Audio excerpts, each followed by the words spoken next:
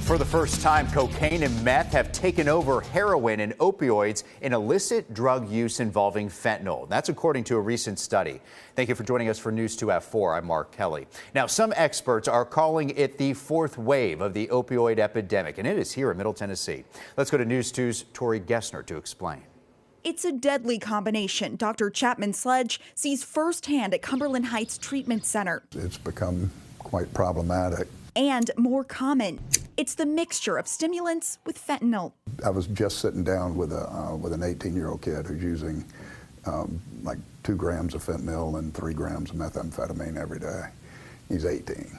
Some are calling it the fourth wave of the opioid epidemic that experts say started with prescription opioids, then moved to heroin and progressed to fentanyl. A study looking at drug screens from 2013 to 2023 that tested positive for fentanyl found 60% also contained meth. About a quarter also contained cocaine. It was the first time that the prevalence of methamphetamine and cocaine exceeded heroin and prescription opioids. So it's a real shift. A real shift with devastating effects. Sledge says stimulants can keep a person awake longer and allow an opioid addict to use much more.